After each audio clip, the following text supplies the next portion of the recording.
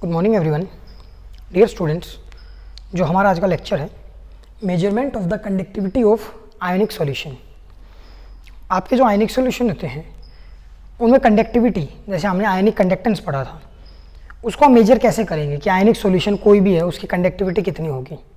तो सबसे पहले आपको एक बात पता होनी चाहिए, जो कंडक्टिविटी होती है उसको हम डिनोट करते हैं कापा से। ठीक है डियर स्टूडेंट्स, ठीक है, कापा। अब आप लोगों को जब हम इसकी कंडक्टिविटी नोट करते हैं तो दो प्रॉब्लम आएंगी। सबसे पहले मैं दोनों प्रॉब्लम्स लिखता हूं। अगर हम इससे डायरेक्ट करंट पास करेंगे, डीसी करंट पास करेंगे, तो वो इसके अंदर इलेक्ट्रोलाइसिस कर देगा, और इलेक्ट्रोलाइसिस जैसे ही होगा ये डिफरेंट टाइप ऑफ इलेक्ट्रोलाइट्स के अंदर डिवाइड हो जाएगा, या इसके कंपोनेंट्स बन जाएंगे, जिससे कि हमारा जो हमने सॉल्यूशन लिया था, सपोज करो KCl है, जब मैं इससे डीसी करंट पास करता हूँ, डायरेक्ट करंट, तो ये एक स्ट्रॉन्ग इलेक्ट्रोलाइट है और ये अपने आप को तोड़ लेगा दो टाइप के आयंस में, K positive Cl negative, means potassium ion और क्लोराइड आयन। ठीक है, तो हमने इस प्रॉब्लम को सोल्व कैसे किया, बाय डीसी करंट की जगह हम AC करंट, अल्टरनेटिंग करंट भेज देंगे। ठीक है, तो first problem is resolved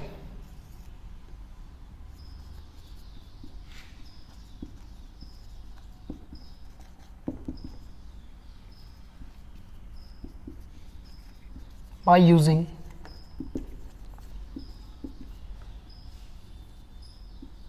AC current या AC वोल्टेज आप बोल सकते हो, अल्टरनेटिंग करंट। अब देखिए डियर स्टूडेंट्स, सेकंड, हम जैसे एक मेटालिक वायर है उसकी कंडक्टिविटी को नोट कर सकते हैं, बट जो आयोनिक सॉल्यूशन है क्या ये बिहेव करता है एक वायर की तरह? भाई कहाँ इसकी लेंथ है, कितना इसका एरिया ऑफ क्रॉस सेक्शन है, हम क्या लेंगे, रेजिस्टेंस मान लो हमें नोट करना है, R is equal to rho into L by A।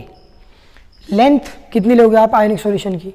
भाई उसको एक बर्तन में रखा, उसकी अलग लेंथ है, दूसरे बर्तन में रख दिया, उसकी लेंथ अलग हो जाएगी। एरिया ऑफ फ्रैक्शन एक वेसल के लिए अलग है, दूसरे के लिए अलग है। तो हमने एक नए टाइप का सेल बनाया जिसको हम बोलते हैं कंडक्टिविटी सेल।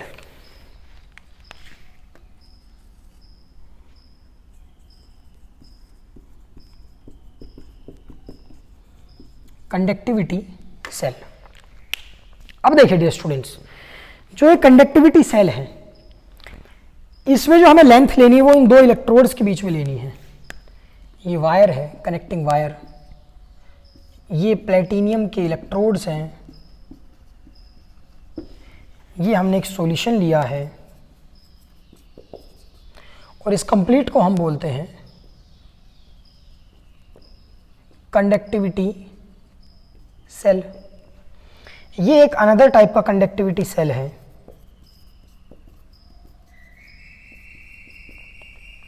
अब देखिए डियर स्टूडेंट्स, कंडक्टिविटी सेल हमने बना दिया। अब इसमें हम पहले बात तो सेल कांस्टेंट कैसे निकालेंगे, फिर सेल कांस्टेंट हमें रेजिस्टेंस निकालना होगा, और रेजिस्टेंस को जब हम रिवर्स करते हैं तो वो कंडक्टिविटी निकलेगी।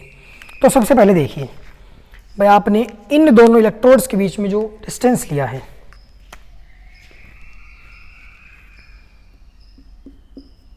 distance between two electrodes is L, and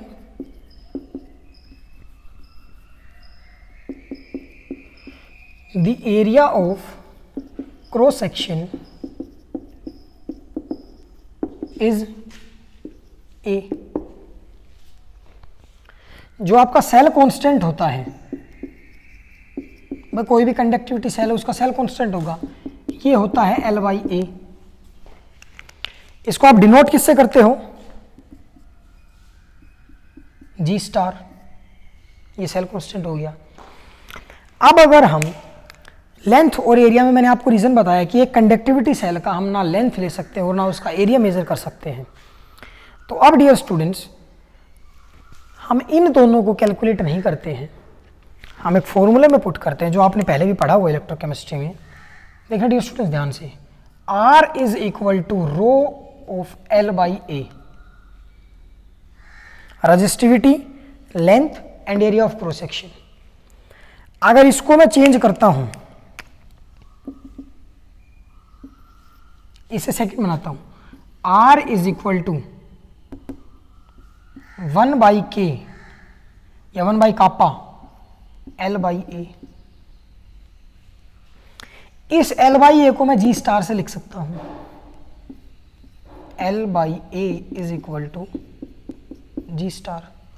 तो मेरे पास जो फॉर्मूला बनेगा R is equal to G star L/A, sorry 1/kappa और G स्टार। ठीक है डियर स्टूडेंट्स, देखिए डियर स्टूडेंट्स, अगर मैं यहां से G की वैल्यू निकालता हूं, mean cell constant is equal to, ये कापा है मल्टीप्लाई हो जाएगी जाके RK। अब आप मेरे को एक बात बताना, ये आपका है रेजिस्टेंस, ये है आपकी कंडक्टिविटी,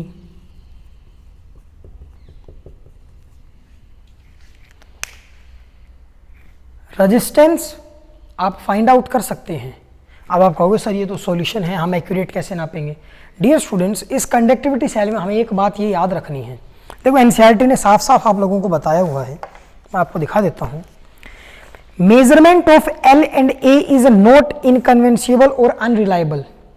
मीन्स इसको नापने का तरीका बिल्कुल सही नहीं है, हम एक्यूरेटली नहीं नाप सकते हैं। But the cell constant is usually determined by the measurement of resistance of cell. सबसे पहले मेजरमेंट सेल का, containing a solution whose conductivity is known, whose conductivity is known. देखिए डियर स्टूडेंट्स, अगर हमें ये वैल्यू पता है तो सेल का रेजिस्टेंस हम निकाल सकते हैं सेल कांस्टेंट लेके। तो डियर स्टूडेंट्स, हम एक इसमें सॉल्यूशन लेते हैं, KCl मैं इसमें लिख देता हूं, KCl solution is used। अब इसका रीज़न क्या है? बिकॉज इसकी हमें कंडक्टिविटी की वैल्यू बहुत सारे कंसंट्रेशन के ऊपर पता है, टेबल गिवन है, आप देख सकते हैं डियर स्टूडेंट्स।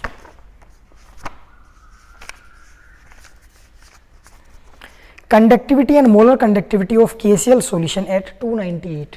देखिए डियर स्टूडेंट्स, तो फिर से कह रहा हूँ, L/A एक्यूरेट करना आप लोग देख सकते हैं कि भाई मैंने कोई वैसा लिया, उसमें लेंथ सपोज करो इतना पतला लिया है तो उसमें लेंथ ज़्यादा होगी, अब मैंने इतना बड़ा ले लिया तो उसमें लेंथ कम है, तो ये हम एक्यूरेटली मेजर नहीं कर सकते हैं।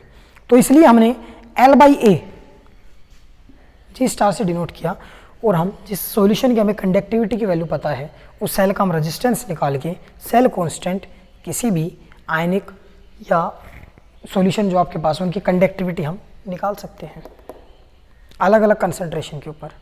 ठीक है स्टूडेंट्स, तो आज का लेक्चर हम यहीं समाप्त करते हैं। धन्यवाद।